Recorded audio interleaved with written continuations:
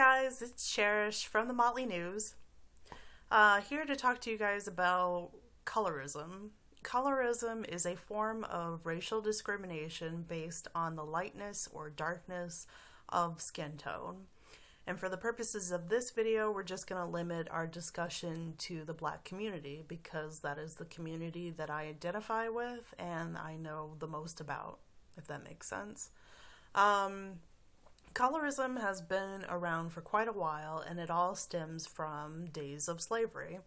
On plantations in the South, or wherever they were, they relegated light-skinned slaves to the big house, working a number of domestic jobs, whether they be taking care of children, cooking, cleaning, being hand servants to the master or mistress, while darker-skinned slaves were outside doing manual back-breaking labor, whether it be picking cotton, tobacco leaves, or chopping down sugarcane, depending on where you were. It was a clear division, a divide and conquer tactic to separate the slaves and give a minor amount of power to those who were light-skinned. It was very sneaky and very smart of them. But also very awful, of course.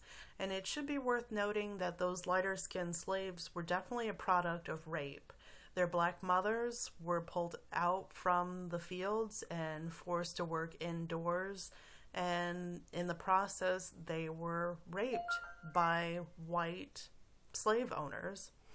So you had all of these light-skinned children, their fathers were slave masters, and they were working inside seemingly more privileged than those who were outside.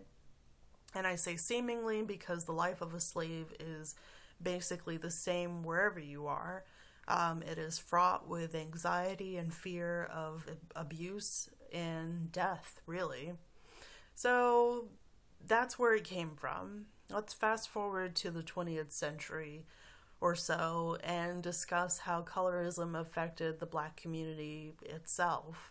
We still had this idea of if you're light, you're all right, and if you're black, step back. And we did this to ourselves with the paper bag test.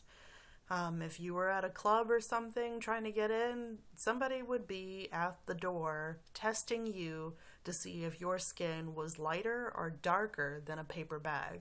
While I don't have a paper bag on me, you kind of have the idea. You go shopping, right? I do have this envelope, which is, it came in the mail, and it's a, brown paper envelope. If I held my skin against it, you could see that I'm clearly darker than it, which I don't know. This illustrates to you how arbitrary and subjective these paper bag tests were. It was really in the eye of the beholder, and there's no science to figuring out who is light enough or dark enough for anything, really. Let us talk about the actual laws that were on the books around this time. About every state up until 1967 had the one-drop rule. If you had any African heritage within your lineage, you were considered black, automatically black, and that was a law. That was a fact, I guess.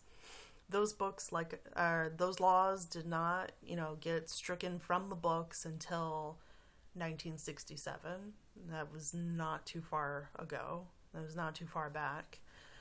So those rules and those laws might not be in effect anymore, but this idea of colorism is still very much a thing. And if I were to say something like, light-skinned blacks do not, privilege or take advantage of these privileges that white people give us, or, if you are light-skinned, whatever, that would be really irresponsible of me to say, because light-skinned blacks do have more privileges than black, darker-skinned black people. That is a reality. And it's really unfortunate, and it's really heinous that this is still a thing. But not everybody thinks that, or not everybody directs their anger in the right direction. I have people in my own family that are darker or lighter than me, and I don't get mad at them, or I don't malign them, or think that I'm better than them, or think that I'm less than because of them. They're my family, and I love them. We all have different shades to us. It's, the spectrum of blackness. I bring this up today because of the last video I did about the television show called Black-ish on ABC, and all of the controversy stemming from that television show. People are still very upset about the representation of black, the black experience, just the physical hue of these actors and actresses, and are still maintaining that we need to be mad and separate ourselves from those who are lighter than us. And I know where this anger comes from, because it's all a part of a colonized mind. We are still very much colonized. But it is wrong to direct that anger towards people who are still black. I think the one drop law is still being upheld in society, and those rules are still being made by white people, and we are still following them for some reason. So there's a lot of internet discussion back and forth between light-skinned women and dark-skinned women, those defending themselves, those asserting that they are more black than the other, just back and forth. A lot of vitriolic language, a lot of aggression on both parts. What both parts fail to realize is that we are actually all in the same boat. In the eyes of the white person, we're all pretty much the same, and it doesn't matter how light you are, you're still exotic, and people are still kind of wondering, what are you? What's your deal? And you still are faced with those anxieties of identity and cultural acceptance, whether it be from your darker skin community or the lighter skin or the white community.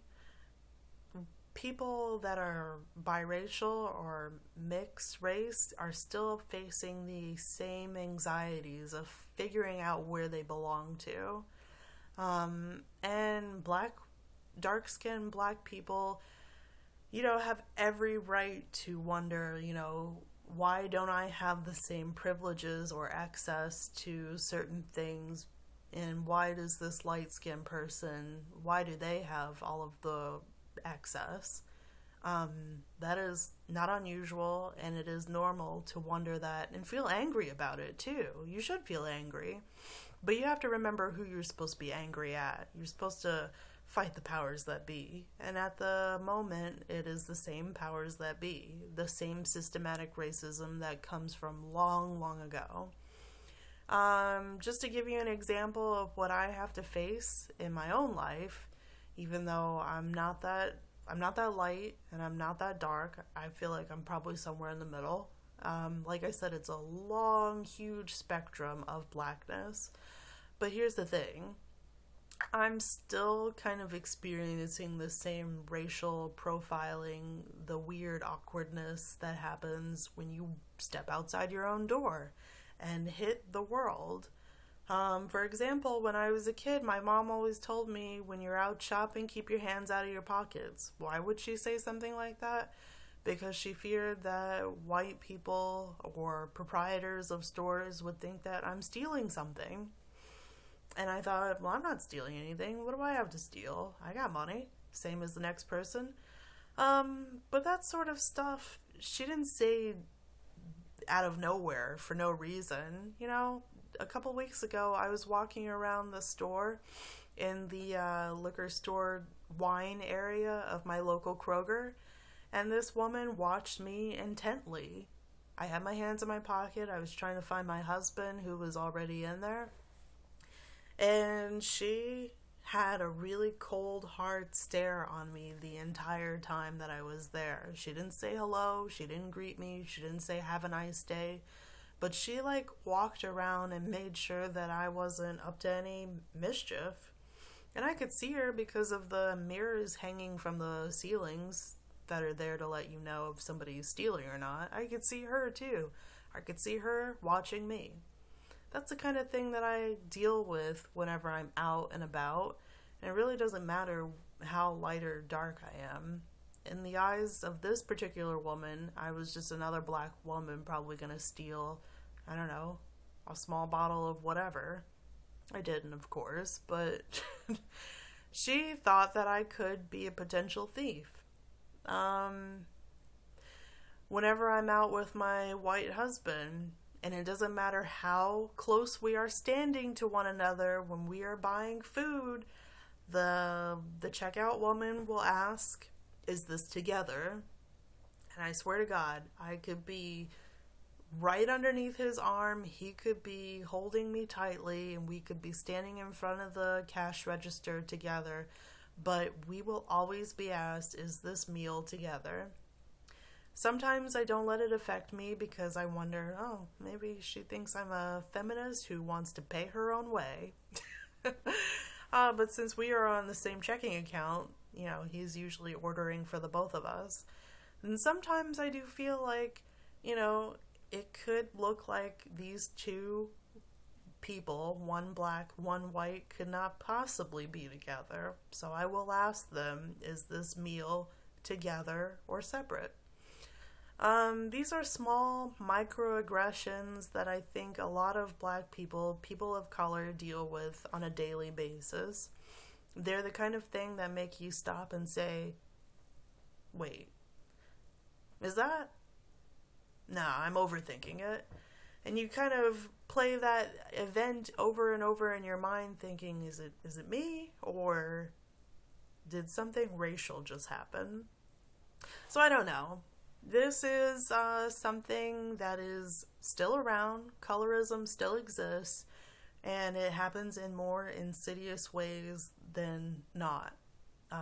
So be aware of it, and also be aware of who you blame and where your anger is directed, because most of the time it is not that person's fault what color they came out, but it is the fault of people who started these rules, who keep them in place, and who keep us in this colonized mind. Okay? So remember that. Next week I'll hit you with another video. Hopefully it won't be quite as preachy or dour or depressing as this one. You never know. But I felt like I needed to talk to you guys about it today. Until the next time, take it easy. Bye.